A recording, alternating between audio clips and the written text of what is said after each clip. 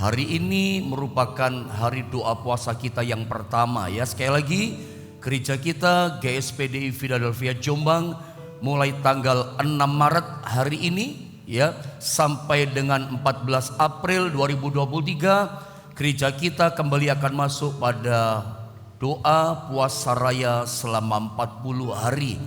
Kita lakukan kembali karena memang tahun-tahun sebelumnya kami sudah puluhan tahun gereja kami setiap tahun ada doa puasa 40 hari. Ada masa pandemi kami libur doa puasa. Kembali pandemi melandai tahun 2023 ini kita kembali adakan doa puasa 40 hari ya. Mulai jam 6 pagi sampai jam 6 sore. Dan warta gereja pengumuman nanti sore ibadah doa puasa kita buka puasa bersama di gereja. Kita nanti Anda semua jemaat Tuhan saya tunggu Anda. Jam 5 sore sampai jam 6 kita akan sama-sama merendahkan diri dalam doa puasa 1 jam di gereja, jam 5 sampai jam 6.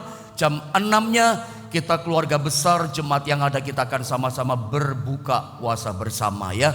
Biarlah Philadelphia kasih persaudaraan itu semakin merautkan kita di dalam Tuhan.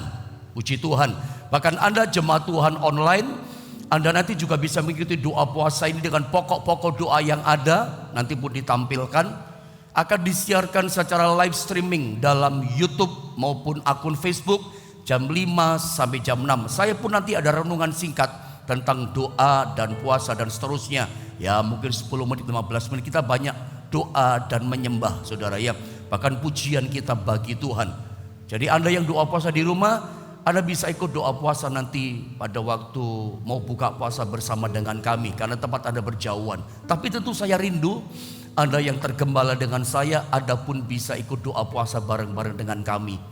Sehingga bukan cuma kami saja mengalami urapan kuasa yang double porsi, Anda juga mengalami kemenangan double porsi, double blessing yang sama.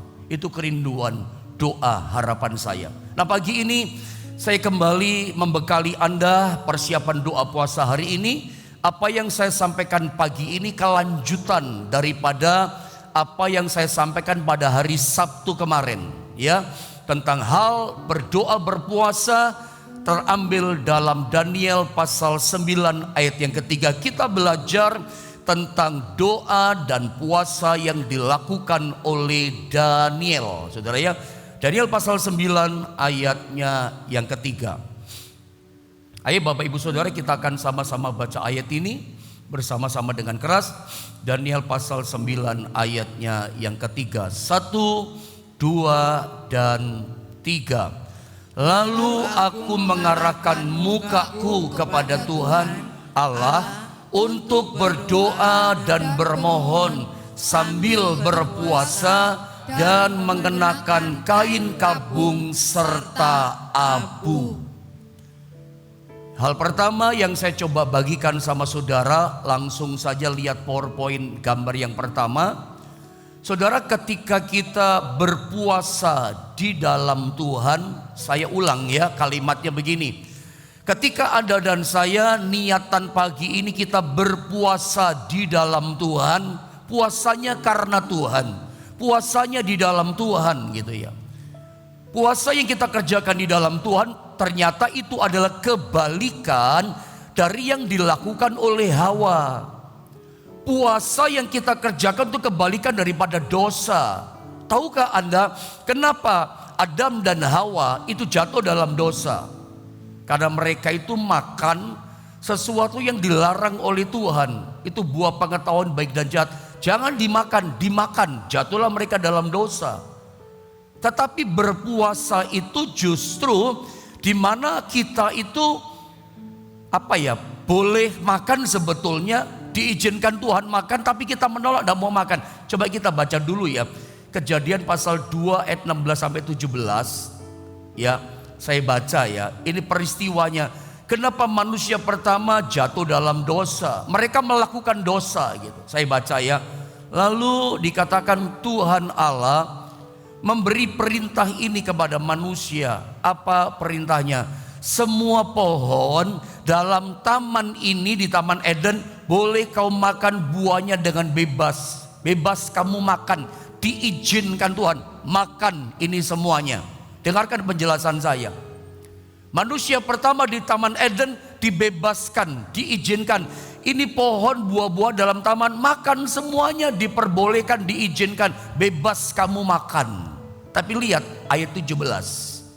Tetapi kata firman Tuhan, kata Tuhan, pohon pengetahuan tentang yang baik dan yang jahat itu janganlah kau makan buahnya, tidak boleh kamu makan. Sebab pada hari engkau memakannya pastilah engkau mati. Kenapa manusia pertama jatuh dalam dosa, melakukan dosa? Makan satu buah pengetahuan baik dan jahat, memakan sesuatu yang tidak diizinkan, makan sesuatu yang tidak diperbolehkan, dilarang, tapi malah dimakan. Jatuhlah dalam dosa. Jadi kenapa orang berdosa? Orang berdosa itu karena melakukan sesuatu yang ditentang oleh Tuhan, malah dilakukan, itu dosa. Berpuasa itu kebalikan daripada melakukan dosa. Berpuasa itu kebalikan daripada yang dilakukan oleh manusia pertama, itulah Adam dan Hawa. Ya, yang tidak boleh dimakan malah dimakan. Ya, kebalikannya kita kalau Anda lihat gambarnya berikutnya. Nah, ketika kita berpuasa dalam Tuhan, puasa itu justru begini artinya, kita itu menolak makanan yang Tuhan izinkan untuk dimakan, kita makan. Tadi di Taman Eden, semua pohon buah dalam taman ini bebas kamu makan, silakan makan. Lu makan gak apa-apa, silakan dimakan. Mereka makan. Tapi ada satu buah pengetahuan baik dan jahat yang tidak diizinkan, dilarang, malah dimakan. Jatuh dalam dosa. Puasa itu justru menolak, ya, makanan yang Tuhan sodorkan, diizinkan sama kita. Ayo kamu makan. Seperti saya katakan pada beberapa hari yang lalu, hari Sabtu tepatnya, Anda punya hak, Anda bisa makan hari ini. Dengan uang yang saudara punya, Anda bisa makan sarapan pagi, breakfast yang enak-enak. Ya, dengan uang yang Anda punya, Anda bisa makan makanan yang lezat-lezat, yang hauja gitu ya saudara ya. Anda bisa makan. Tapi Anda memilih begini, enggak, aku enggak makan hari ini, tidak minum hari ini. Yang diperbolehkan Tuhan, diizinkan, silakan makan. Tapi kita niat puasa dalam Tuhan, kita malah menolak makan. Berpuasa hari ini itu artinya adalah menolak makanan yang diizinkan Tuhan untuk kita makan. Enggak Tuhan, aku enggak makan, enggak minum hari ini. Tujuannya apa? Berpuasa. Bagaimana berpuasa yang kita belajar pagi ini seperti yang dilakukan oleh Daniel. Ada macam-macam puasa, puasanya Musa, Elia, Esther. Kemarin saya ajarkan puasa tentang yang dikerjakan oleh Imam Ezra.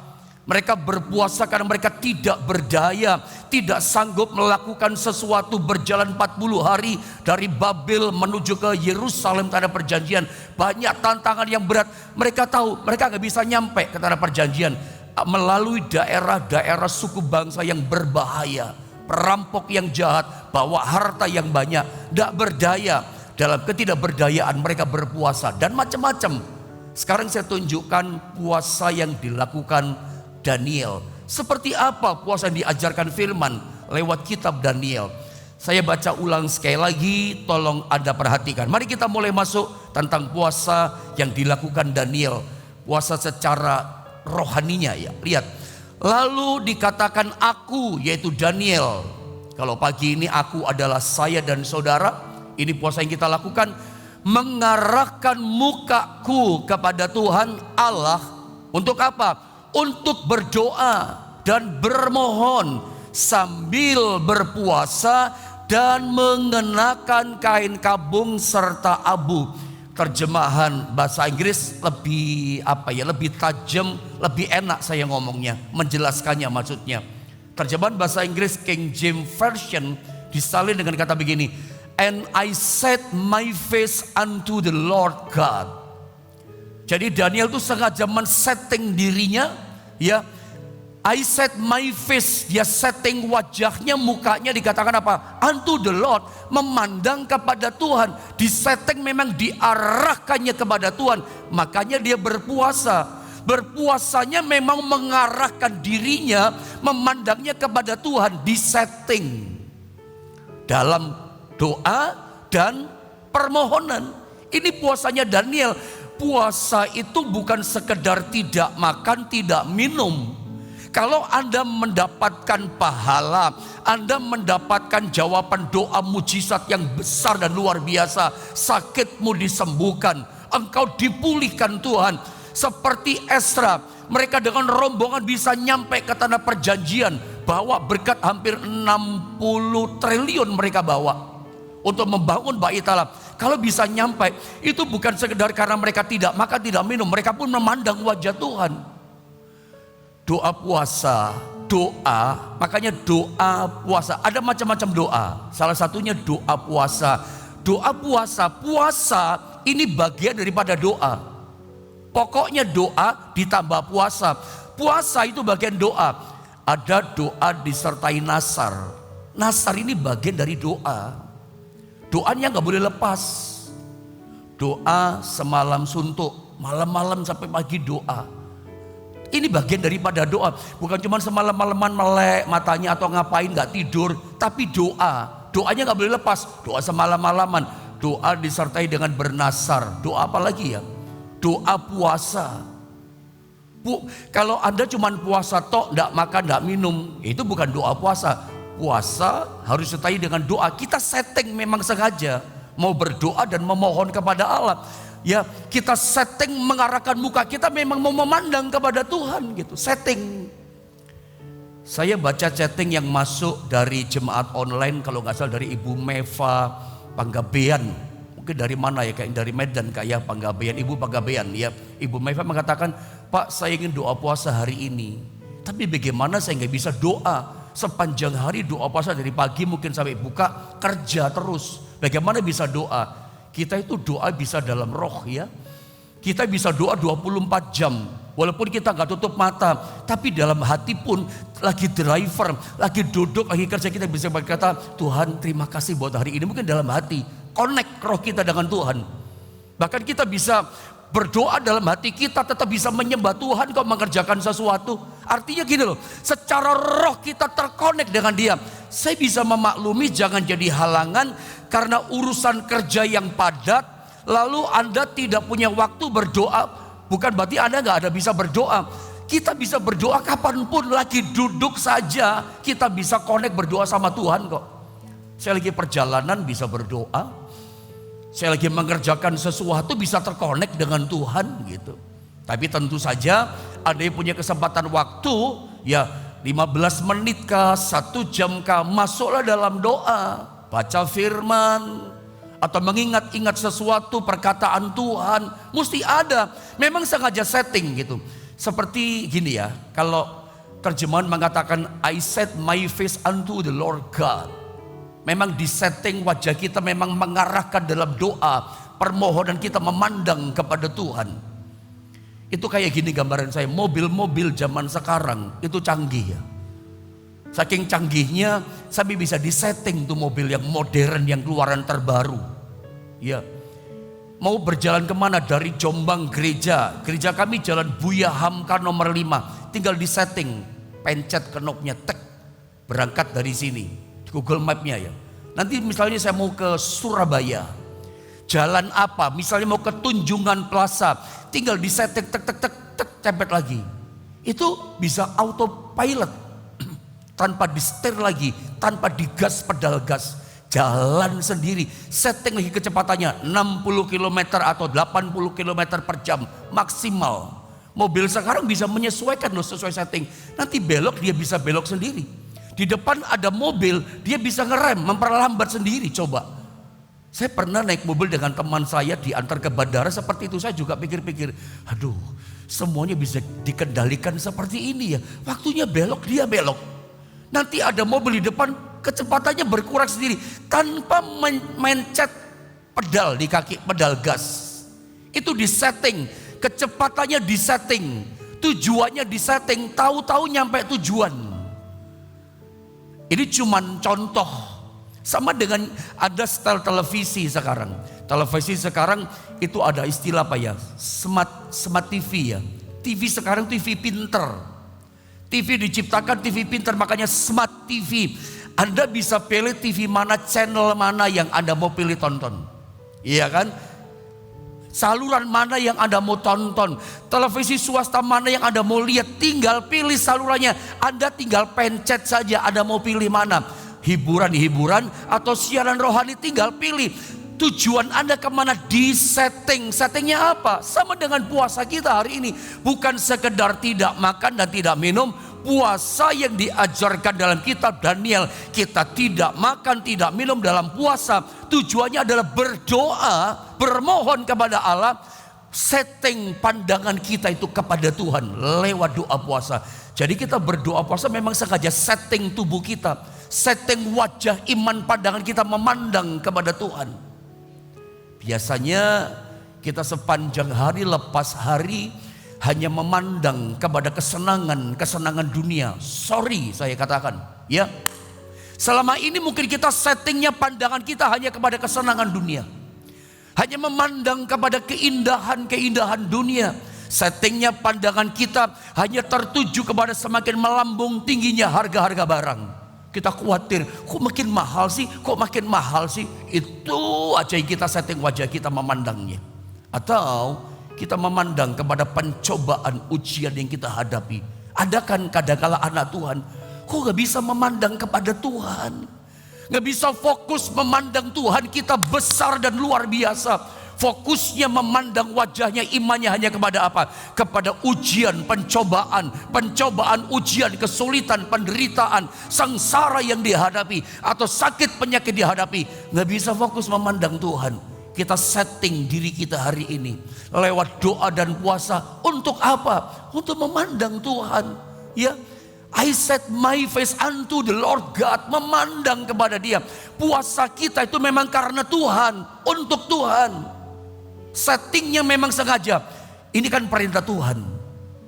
Kita berpuasa bukan untuk kepujian diri kita, bukan untuk kesombongan kita, gembor-gembor. Lu tahu gak, Eka puasa lo hari ini, Eka puasa. Kita tunjukkan bukan untuk diri kita. Kita puasa ini karena perintah Tuhan kan. Untuk Tuhan bahasa saya. Karena Tuhan kita berpuasa. Bukan karena pendetamu, bukan karena saya sebagai gembala saudara yang melayani secara online lalu kita berpuasa. No, bukan untuk saya. Saya berpuasa pun bukan untuk diri saya sebagai pendeta. Saya berpuasa karena Tuhan. Saya berpuasa ini karena perintahnya. Kita berpuasa karena kita mau setting diri kita, mengarahkan lebih lagi pandangan kita kepada Tuhan. Biasanya kita hanya memandang kesenangan dunia. Biasanya kita hari-hari hanya memandang kesusahan kita, kesulitan kita. Sekarang kita berkata, enggak. Sekarang aku mau setting imanku, pandangan imanku, memandang kepada Tuhanku yang besar. Berpuasa kita karena Tuhan kita yang besar. Pandang Dia. Kalau kita pandang diri kita terus, kekurangan kita, jadi lemah iman kita. Yang rugi saudara, terus fokusnya memandang, settingnya diri kita, jadi kecewa saudara. Kok gini sih Tuhan, udah setia kok gini sih. Anda nelongso, orang Jawa katakan. Nanti Anda akan merasa diri, udah percaya Tuhan kok alami gini. Ada kecewa, yang rugi Anda. Coba sekarang setting dirimu memandang kepada Tuhan. Ada ingat cerita tentang Petrus? Ini gambarnya. Satu kali ketika perahu para murid mau tenggelam di danau Galilea, Yesus tolong mereka hampir jam 3 pagi. Berjalan di atas air, gelombang yang besar. Petrus semuanya takut. Tenang, ini jangan takut, semua tenang. Lalu Petrus berkata begini, Tuhan, jika itu adalah Engkau, suruh aku berjalan di atas air. Yesus berkata ini, Petrus, datanglah. Begitu mendengar perkataan firman yang dilepaskan oleh Yesus, dia keluarkan kakinya dari perahu dan berhasil. Ketika Petrus fokusnya memandang kepada Tuhan yang ada di depannya, dia bisa berhasil. Dia berjalan di atas gelombang yang besar, berjalan di atas kemustahilan, berjalan di atas mujizat. Bukan tenggelam dalam gelombang kehidupan, tapi berjalan di atas gelombang kehidupan dunia. Dan dia menang loh.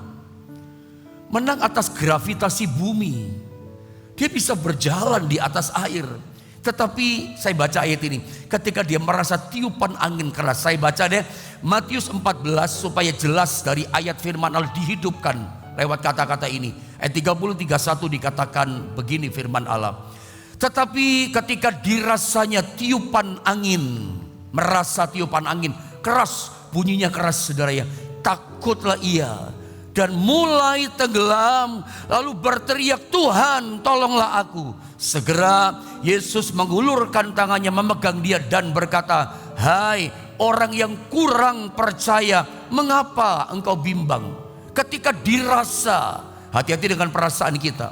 Perasaan itu lawannya iman. Mari belajar setting iman kita memandang Tuhan. Hari itu Petrus tenggelam, walaupun dalam tanda kutip Yesus ada di depannya, mungkin 1 meter 2 meter dekat, tapi dia tenggelam. Ada Yesus di depannya, ada Yesus di dekatnya, tapi dia tetap tenggelam. Kenapa? Karena fokusnya, settingnya bukan memandang kepada Tuhan, dia memandang gelombang yang besar. Dia merasa tiupan angin keras, dia pandang itu angin yang keras menimbulkan gelombang besar. Tidak lagi settingnya terarah kepada Tuhan, membuat dia tenggelam. 2023 yang kita jalani ini, kalau Anda ingin berjalan di atas badai kehidupan gelombang yang besar, berjalan di atas kemenangan melawan tantangan yang suka di tahun ini, arahkan pandanganmu mulai pagi ini kepada Tuhan. Bukan kepada tahun yang sukar, bukan memandang kepada kesulitanmu. Anda mau menang hari ini, arahkan kepada Tuhan. Anda akan berjalan di atas kemustahilan, bukan tenggelam oleh tantangan dunia, tapi di atas gelombang Anda menang. Ada tiru yang namanya Petrus. Ketika memandang kepada Tuhan, dia berhasil. Begitu arahkannya kepada yang lain, tenggelam dia. Nah, seringkali selama ini pandangan kita terarahnya kepada yang lain. Persoalan, kesukaran, kesulitan. Ini hari pertama kita mau belajar. Karena Tuhan sih kita berpuasa, bukan karena khotbah saya, bukan karena pengajaran yang saya sampaikan pada saudara, karena Tuhan. Kita kembali kepada ayat yang kita baca tadi saudara ya, Daniel pasal 9 ayat 3. Saya mau terangkan sesuatu di sini sama saudara. Perhatikan kalimatnya baik-baik. Saya berkali-kali katakan untuk Tuhan, karena firman-Nya. Ya. Lalu aku mengarahkan mukaku kepada Tuhan Allah. Untuk apa? Untuk mengarahkan mukaku kepada Tuhan Allah. Untuk apa? Berdoa dan bermohon sambil berpuasa dan mengenakan kain kabung serta abu. Untuk berdoa dan bermohon. Jadi tujuan puasa kita memang untuk berdoa untuk Tuhan. Ada bingung kali ya, berpuasa kok untuk Tuhan, berpuasa kok karena Tuhan, ada asing. Makanya saya katakan berpuasa secara Kristen, berpuasa di dalam Tuhan itu berbeda dengan puasa-puasa yang lain. Kita berpuasa itu memang karena Tuhan gitu loh, untuk Tuhan. Anda mau jelas, saya perjelas ayatnya ya. Saya tunjukkan Zakaria pasal 7 ayat 5. Saya bukan ngarang-ngarang, tapi ini saya selalu pakai ayat menerangkan ayat. Jadi tak terbantahkan, memang itu firman-Nya gitu. Saya baca Zakaria pasal 7 ayat yang kelima. Lihat ayat ini, perhatikan baik-baik ayat ini. Dikatakan begini, katakanlah kepada seluruh rakyat negeri ya, dan kepada para imam demikian, ketika kamu berpuasa, saya ulang, perhatikan, ketika kamu berpuasa dan meratap, menangis ya, bercucuran air mata dalam bulan yang kelima dan yang ketujuh selama 70 tahun ini di tanah Babel, adakah kamu bersungguh-sungguh berpuasa untuk aku? Seringkali orang berpuasa itu karena pembuangannya di Babel. Aku menderita sengsara. Ya boleh saja berpuasa karena kesengsaraanmu. Tapi tujuan murni kita berpuasa adalah kita setting diri kita memandang Tuhan, karena Tuhan, untuk Tuhan. Ayat ini berkata, adakah, ini seperti templakan, ini seperti teguran. Tuhan seperti menyerang dengan kata-kata yang tajam. Adakah kamu sungguh-sungguh berpuasa untuk aku? Apa tujuan kita puasa ini untuk Tuhan atau untuk apa? Lihat ayat ini. Sebab macam-macam tujuan orang berpuasa. Di Kisah Rasul diceritakan, tidak usah dibuka. Percaya dengan saya katakan, orang-orang Yahudi, termasuk orang Farisi, mereka berpuasa. Mereka berkata begini, kami tidak akan buka puasa, kami tidak akan makan dan minum sebelum kami melihat Paulus itu mati. Mereka berpuasa tujuannya begini, Tuhan biar Paulus mati, bunuh Paulus. Ini puasa model apa?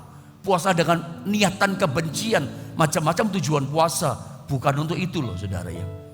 Kau mungkin punya orang memusuhi saudara, lalu tujuanmu berpuasa supaya orang itu mati, supaya orang itu sakit. No, bukan begitu. Puasa kita itu rohani. Karena Tuhan, untuk Tuhan. Ini koreksi tajam buat kita. Adakah dikatakan apa? Kamu bersungguh-sungguh berpuasa untuk aku. Berpuasa itu untuk Tuhan, untuk aku. Akunya huruf besar. Itu Tuhan. Selama ini kita berpuasa, adakah sungguh-sungguh untuk Tuhan? Ini ayat loh yang berkata, puasa itu memang sengaja untuk Tuhan. Mengarahkan wajah kita kepada Tuhan. Karena Tuhan, saya berdoa kalau motivasi kita niatan imannya murni. Karena puasa untuk Tuhan. Karena firman-Nya, karena Tuhan. Tuhan kasih kekuatan kepada kita sepanjang hari ini. Tuhan tolong setiap kita. Puasa untuk Tuhan. Puasa karena Tuhan. Kalau kita makan minum, itu bukan untuk Tuhan kan. Jadi kita berhenti makan dan minum, itu sengaja kita mau karena Tuhan, untuk Tuhan. Kalau kita makan minum, coba lihat Zakaria 7 ayat 6. Ini penting loh, ayat-ayat jarang dibaca ini ayat, kelewat-lewat. Ayat 6 ya, dan ketika kamu makan dan ketika kamu minum, makan dan minum, bukankah apa? Kamu makan dan minum untuk dirimu sendiri, jelas kan? Ketika kita makan, kita minum yang enak-enak, yang manis-manis, yang sedap-sedap. Untuk siapa? Untuk Tuhan? No. Makan, minum masuk tubuh kita untuk siapa? Untuk diri kita sendiri. Secara rohani di alam roh. Secara rohani di alam roh, saya ulang. Ketika kita diizinkan Tuhan makan, tapi kita menolak tidak makan dan tidak minum. Tidak Tuhan. Hari ini memang aku punya hak untuk bisa makan dan minum. Tapi aku tidak makan, tidak minum hari ini. Aku ingin memandang Engkau Tuhan. Karena perintah-Mu, karena Engkau, untuk Engkau. Secara rohani di alam roh yang tidak kelihatan. Saat-saat kita berhenti tidak makan, tidak minum 12 jam itu. Itu puasa tidak makan, tidak minum. Itu bagaikan untuk Tuhan, karena Tuhan. Kalau kita makan, minum masuk tubuh, bukan untuk Tuhan, untuk diri kita sendiri, untuk kesenangan kita. Tapi kita mau senangkan Tuhan hari ini dengan cara ini. Firman loh yang ngomong ini saudara ya. Memang asing istilah yang saya sampaikan pada saudara. Puasa kok untuk Tuhan, mana ada. Ya ini firmannya yang bilang. Adakah kau sungguh-sungguh berpuasa untuk aku? Aneh juga ya firman dalam mengajar. Tapi ini Alkitab katakan, karena Tuhan. Semuanya kalau karena Tuhan, memuliakan Tuhan. Kiranya Tuhan tolong setiap kita. Saya tambah satu ayat. Lihat Yoel pasal 2. Ayat 12-14. Tetapi sekarang juga demikianlah firman Tuhan. Berbaliklah kepadaku, zamannya Nabi Yoel, dengan segenap hatimu, dengan berpuasa, dengan menangis dan dengan mengadu. Kekurangan gereja Tuhan seringkali miskin air mata ya.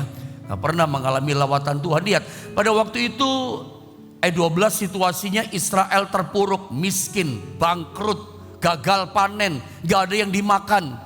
Ada 4 macam belalang ya, belalang pangrip kayak ulat, makan daun, makan kulit pohon, dahan-dahan pohon dimakan.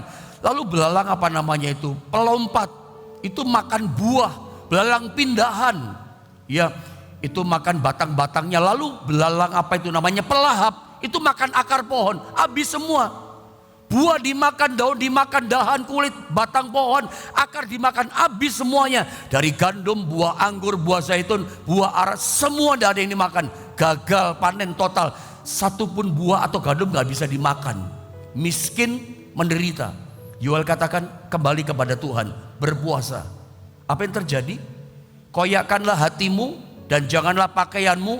Puasa zaman dulu kan suka merobek pakaian. Kita gak perlu begitu. Hati kita yang dikoyakkan. Sudah tinggalkan Tuhan. Kalau Anda mau gak kembali seperti anak terhilang. Anak terhilang kalau dia tetap di kandang babi, saya pastikan dia akan mati di sana. Gak bisa makan. Dia kembali kepada bapaknya kan. Dipulihkan semuanya. Dia ingat sama bapaknya karena bapaknya dia balik. Kalau toh ada hancur, Bukan karena kehancuran kita, tapi karena taat sama Tuhan. Ternyata Engkau sumber hidupku Tuhan. Mau dipulihkan seperti Israel, lakukan. Dikatakan begini, saya baca. Saya mungkin langsung baca ayat 14 ya, biar loncat langsung cepat ya.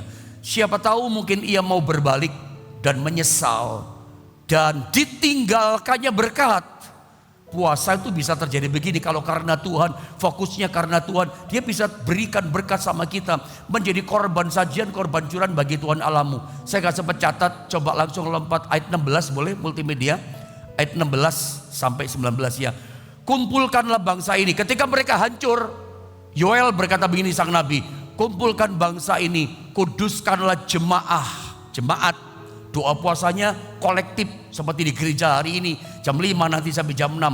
Berkumpul jemaat Tuhan, himpunkanlah orang-orang tua, papa mama, kumpulkanlah anak-anak sak keluarga berpuasa, bahkan anak-anak yang menyusu, baiklah pengantin, ya pengantin baru, laki-laki keluar dari kamarnya dan pengantin perempuan dari kamar tidurnya.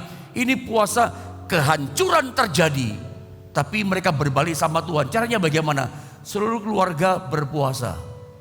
Ya, bahkan masih bayi kan gak bisa berpuasa, tapi sama-sama datang berdoa kepada Tuhan. Lihat ayat yang ke-17. Apa yang terjadi? Baiklah para imam, termasuk imam-imam, pelayan-pelayan Tuhan yang mendengar firman Allah, seluruh pelayan-pelayan Tuhan di GSPD Jombang, jangan lupa hadir nanti. Jangan sampai kamu udah berpuasa, pelayan Tuhan yang melayani di gereja ini. Datang pelayan Tuhan, imam-imam di antara balai depan dan mezbah, dan berkata, sayangilah ya Tuhan umatmu, dan janganlah biarkan milikmu sendiri menjadi celah, sehingga bangsa-bangsa menyindir kepada mereka. Mengapa orang berkata di antara bangsa ini, di manakah Allah mereka? Saya baca terus ya, 18 ya. Tuhan menjadi cemburu karena tanahnya, dan ia belas kasihan kepada umatnya. Lihat ayat 19. Tuhan menjawab lewat doa puasa, katanya kepada umatnya, sesungguhnya perhatikan hasil doa puasa, aku akan mengirim kepadamu gandum. Tadi gak ada gandum, dikirim gandum, anggur dan minyak, dan kamu akan kenyang memakannya.